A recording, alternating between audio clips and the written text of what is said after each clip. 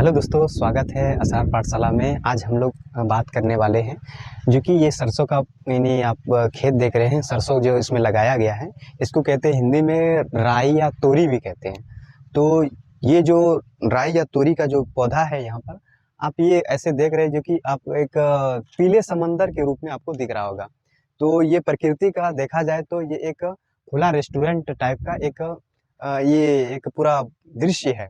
खुला रेस्टोरेंट इसलिए कहा जाता है कि ये यहाँ पर मधुमक्खी जो होते हैं ज़्यादा संख्या में आते हैं और यहाँ से उसको पोलन मिलता है। यानी आप उसका यानी जो नेक्टर होता है उनको नेक्टर और पोलन यहाँ से मिलता है जो कि अपने खुराक के रूप में वो बनाते हैं अपना शहद। तो ज़्यादातर जो मात्रा में आजकल जो शहद बनाएगा वो जो मधुमक्खियाँ जो होती हैं तो वो यहीं से ले जाते हैं वो। तो ये उनका कहा जाए तो ये एक और ओपन रेस्टोरेंट। दोस्तों यहाँ पर कमाल का एक बर्टर सिस्टम है जो कि मधुमक्खी जो होते हैं यानी एपिस जो मधुमक्खी होते हैं जो ये वो क्या करते हैं यहाँ से वो उसको मीठे मीठे पराग मिल जाते हैं और वो पराग को क्या करते हैं अपने भोजन के रूप में वो बनाते हैं। और इसी बहाने में एक पोलन से दूसरे पोलन तक वो जाता है। यानी एक पराग से जो आपको यहाँ पर देखो मैं दिखा सकता हूँ आपको, ये जो आपको थोड़ा सा जो दिख रहा होगा यहाँ पर जो इसका जो थोड़ा सा पराग होता है जो आप लोगों को पीला सा दिख रहा होगा, तो ये एक पराग यहाँ से कुछ उठाता है दूसरे पे जाता है तीसरे पे जाता है चौथे पांचवें पे जाते हैं वो पराग के लिए, तो उनको ये भोजन यहाँ पर मिल जाता है।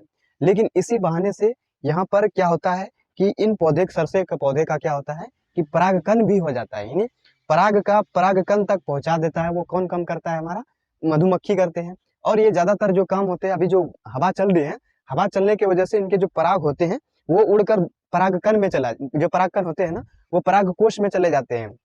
तो ये इनका ये एक अपना परागन हो जाता है। तो ये स्वपरागन भी कर सकता है और पर परागन। ये स्वपरागन में से ये जब हवा चलती है ना तो ये इनका जो पराग होता है वो पराग कोश में चला जाता है, जिसकी वजह से हमारा जो परागकण की जो क्रिया होती है वो कम हो जाता है इसका। और दूसरा देखा जाए तो ये मधुमक्खी जो होते हैं यहाँ पर रस लेने के लिए इसका आते हैं और रस लेने के बहाने से ये एक दूसरे तीसरे चौथे पर जाते हैं और जाने के बाद ये क्या करते हैं उनके जो कुछ उनके पैरों में लग जाते हैं पराग जो लग जाते हैं वो दूसरे में जाते हैं तो वहां परागकोश में वो पहुंच जाता है, जिसकी वजह से इनका परागन जो हो जाता है वो पॉलिनेशन जो कंप्लीट होता है। तो ये एक पूरा इनका देखा जाए तो इकोसिस्टम ही चलता है इनका। दोस्तों विज्ञान कहता है कि अगर मधुमक्खी अगर इनके सरसों के पौधे में ज़्यादा से ज़्यादा अगर आ जाए तो उनकी जो फसल होती है सरसों का वो 20 से 30 गुना उसका बढ़ जाता है, ऐसा देखा जाता है। ठीक है, 20 से 30% उसकी आबादी यानी जो फसल उपजाने की होती है वो ज़्यादा बढ़ जाती है। तो ये एक किसानों के लिए भी एक फायदे वाले जीव है। और उनका जो हमारा जो बीज होते हैं यानी मधुमक्खी जो होते हैं उनका और ये सरसों का पौधे का एक म्यूटिलिज्म है। म्यूटिलिज्म क्या है कि उनको यहाँ से पराग मिल जाता है, यानी यहाँ से उनको शहद के लिए भोजन बनाने के लिए उनको यहाँ से पराग मिल जाता है। और क्या होता है कि इसी बहाने से उनका परागकण भी हो जाता है, यानी उनका पॉलिनेशन भी हो जाता है। तो इसी क्रिया को हम कहते हैं म्यूटिलिज्म। म्यूटिलिज्म वो है जहाँ पर दोनों का फायदा हो जाता है। तो अगर कभी आप देखेंगे तो इन अगर पीले बागानों को देखेंगे या एक पीले समुंदर को अगर जब देखेंगे तो ये आप समझ लीजिए कि यहाँ पर एक ही चीज नहीं हो रहा है, यहाँ पर उपज ही नहीं हो रहा है, यहाँ पर पूरा प्रकृति का एक इकोसिस्टम चल रहा है जो कि एक दूसरे से जुड़े हुए हैं। ठीक है दोस्तों, विज्ञान की भाषा में देखा जाए तो ये फैमिली जो होता है ये पीले जो फूल होते हैं इनका जो वैज्ञानिक नाम है यानी साइंटिफिक नेम इसका बेरिस्का पोलिस्कस है। और ये फैमिली में जो आता है वो बेरिस्कस फैमिली में आता है जो पीला फूल है। लेकिन इनके फूल कई तरह के होते हैं, कई तरह में से दो ही तरह के हम तो देखें अभी, जो कि एक पीले फूल के तौर पे देखेंगे और दूसरा जो होता है वो सफेद फूल के तौर पे देखेंगे। तो ये आपको एक पीले के तरह दिख रहा है, एक व्हाइट के तरह दिख रहा है, लेकिन दोनों है एक सरसों का ही पौधा है। लेकिन ये हम किसान भाई से पूछे तो ये है आपका सिवानी वाला और ये पहाड़ी वाला जो पहाड़ों पे उगते हैं और ये सिवान में ज्यादातर इनको उगाया जाता है।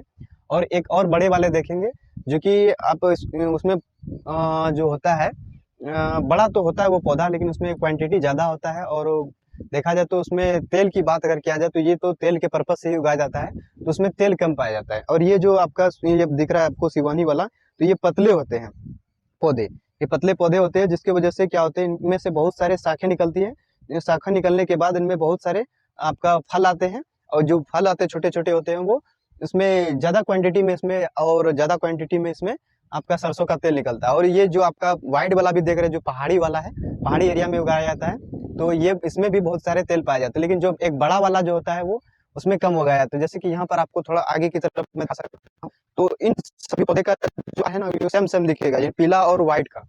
लेकिन वही अगर देखेंगे तो ये इनसे कुछ बड़ा है, और इनके जो पौधे होते हैं कम से कम 6 फीट तक हो सकते हैं, 6-7 फीट तक।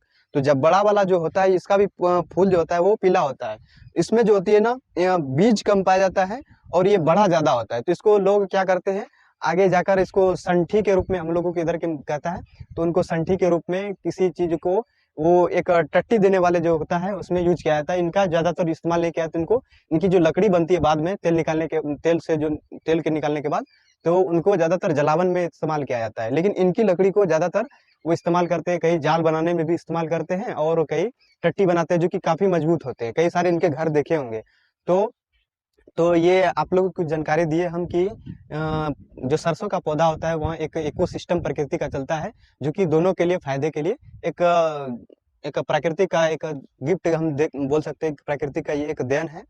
तो कैसा लगा आपको ये वीडियो जरूर बताइएगा, और हमारे चैनल को सब्सक्राइब करिएगा अगर नए हैं तो और हमारे वीडियो को दूसरों तक भी जरूर शेयर करिएगा।